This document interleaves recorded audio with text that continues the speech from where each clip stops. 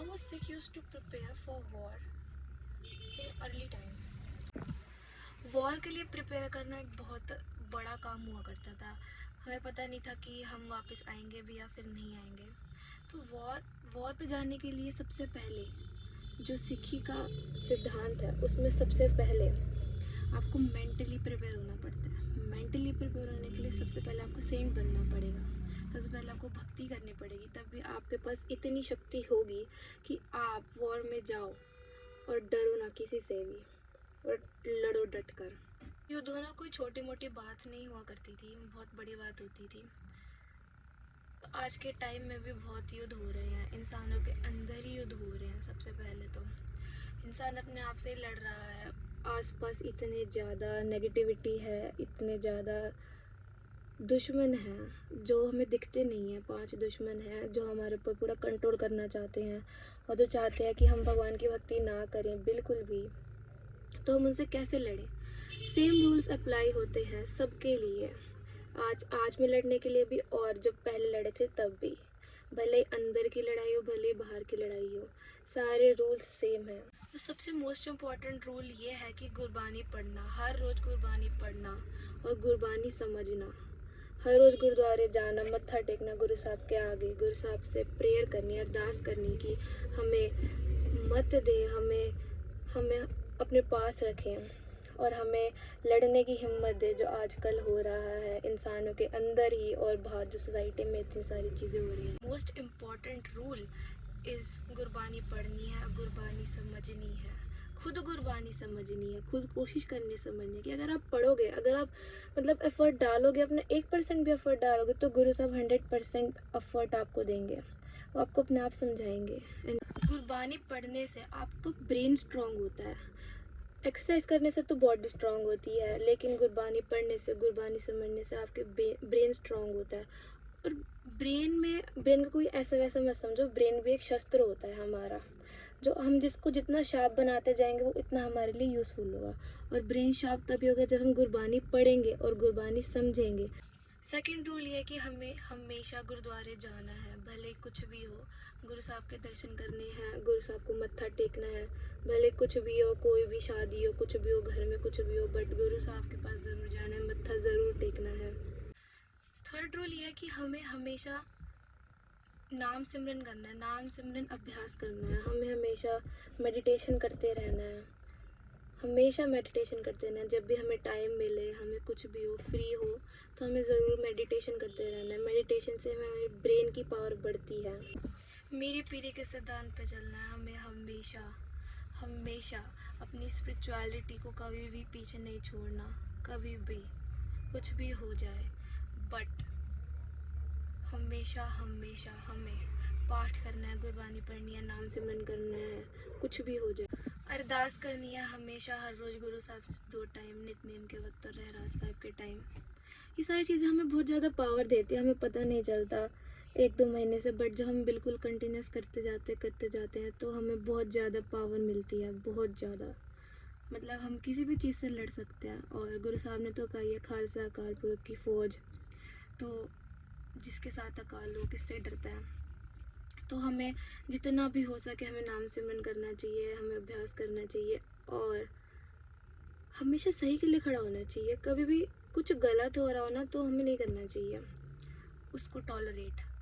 और हमें हर सिख को अपनी सेवा निभानी चाहिए कि गुरु साहब ने हमारे लिए इतना सब कुछ करा है, जब उनके पास इतने सोर्सेज भी नहीं थे उस टाइम पे, बट फिर भी गुरु साहब ने इतना सब कुछ करा है हमारे लिए। तो अब आजकल तो हमारे पास इतने सारे सोर्सेज है, अगर हर सिख अपनी ड्यूटी समझे कि हमें गुरु साहब के लिए कुछ करना है तो हम बहुत कुछ कर सकते हैं। आप कुछ भी करो, आप कोई बिजनेस करो, आप कुछ भी करो, रील्स बनाओ, शॉर्ट्स बनाओ रिलेटेड टू गुरु साहब, हिस्ट्री के लिए पढ़ाई करो, कोई गवर्नमेंट जॉब करो, कुछ भी करो, बट फॉर गुरु साहब। पॉलिटिक्स करो, गुरु साहब ने तो सब कुछ करने के लिए कहा है, गुरु साहब ने हर चीज़ करने के लिए कहा है, बट जो चीज़ गलत है वो नहीं करना है। हर चीज़ के अपने अच्छे और बुरे एस्पेक्ट्स होते हैं, तो हमें फोकस करना है अच्छी चीज़ के लिए, अच्छी चीज़ पर हमें फोकस करना है। क्योंकि एट द एंड जब आप 70 साल के हो जाओगे, 80 साल के हो जाओगे, तब आप याद करोगे कि मैंने क्या क्या करा, कि मैंने आप अपनी पूरी लाइफ को देखोगे कि मैंने क्या क्या करा, और आप इतने अच्छा फील करोगे कि मेरी लाइफ वेस्ट नहीं गई, कि मैंने गुरु साहब के लिए कुछ करा, मैं सेल्फिश होके सिर्फ अपने लिए नहीं जिया। तो दिस थिंग, ये बहुत चीज़, ये यही चीज़ मैटर करती है लाइफ में। अगर आप एक सिख हो तो आपकी लाइफ में सिर्फ एक यही चीज़ मैटर करती है, और कुछ मैटर ही नहीं करता। कि आप गुरु साहब के लिए कुछ करो, किसी भी फॉर्म में उनके लिए कुछ करो, किसी भी फॉर्म में।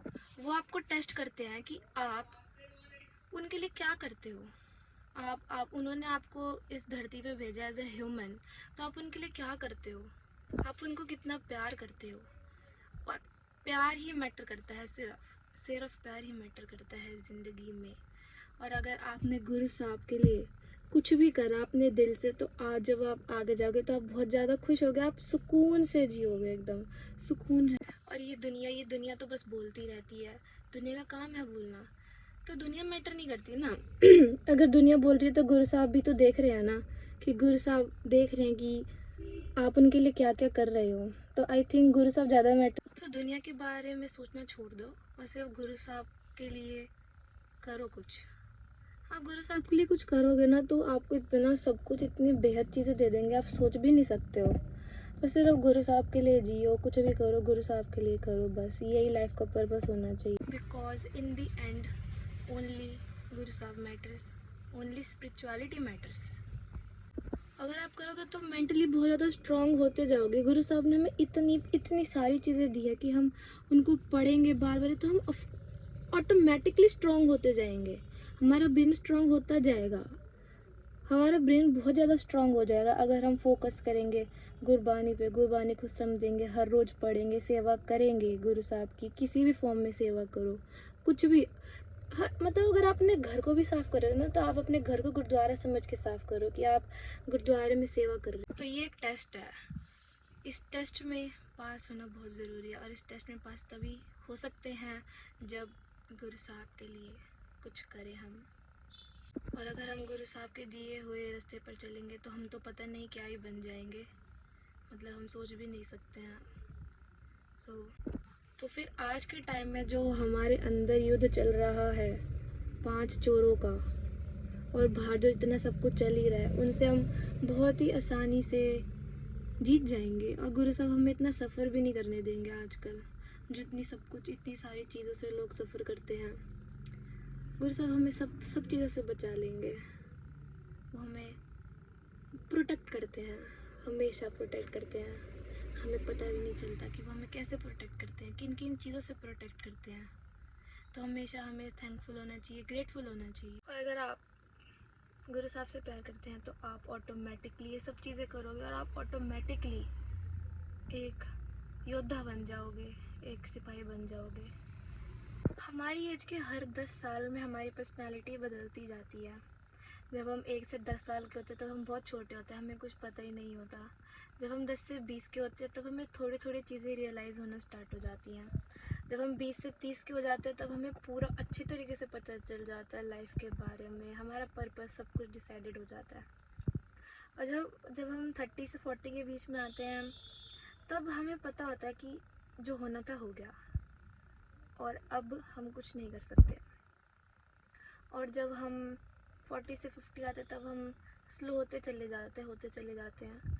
50 से 60 में हमें रियलाइज़ होता है कि हमें भगवान के लिए कुछ करना था, हमें भक्ति करनी थी, हमें सेवा करनी थी, हमें उनके बारे में पढ़ना था। और 60 to 70 में लगभग हर किसी के शरीर में दिक्कतें होना स्टार्ट हो जाती हैं। तो ये सहजता का टाइम होता है कि जब इंसान का शरीर सहजता में आ जाता है, कोई रश नहीं करता, कोई बिल्कुल जल्दबाजी नहीं होती किसी भी चीज़ में, सब कुछ स्लोली होने लगता है। और फिर 70 to 80 में बहुत ज़्यादा सहजता आ जाती है। जो लोग भक्ति करते हैं, अमृत चखते हैं, वो बहुत ज़्यादा सुकून से जीते हैं।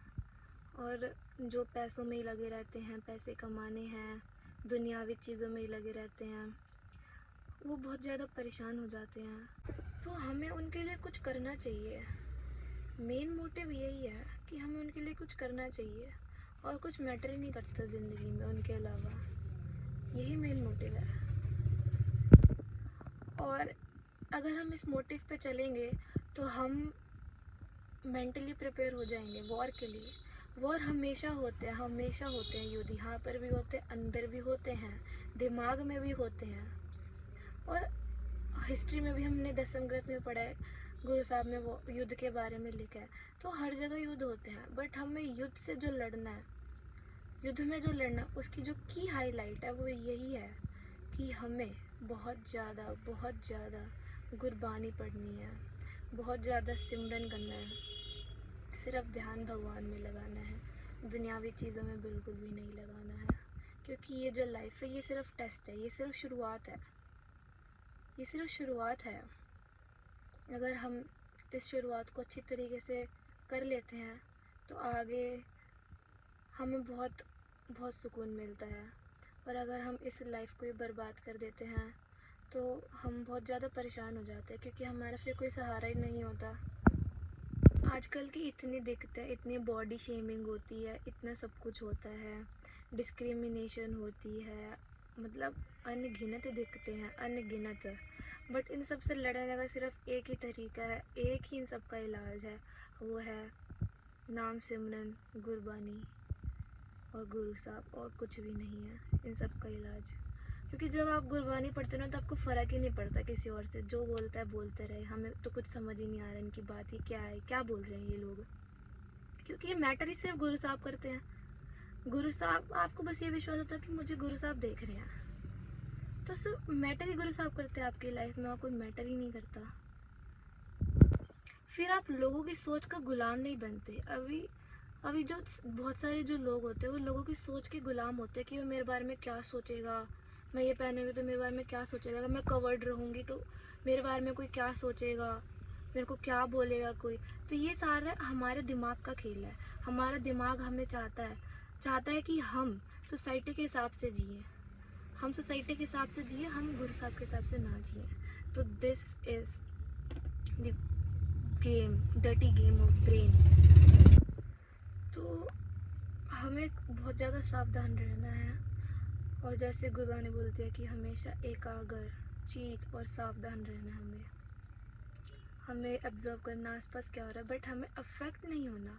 हमें सिर्फ ऑब्जर्व करना है कि आसपास क्या हो रहा है, बट हमें अफेक्टेड बिल्कुल भी नहीं होना उससे, बिल्कुल भी अफेक्टेड नहीं होना। कोई आपके बारे में क्या कह रहा है, क्या सोच रहा है, ये आपकी प्रॉब्लम नहीं है। अब अपने आप को उनकी सोच के पिंजरे में कैद मत करो। आप सिर्फ और सिर्फ जो आपका दिल कहता है वो सोचो, वो करो, बस।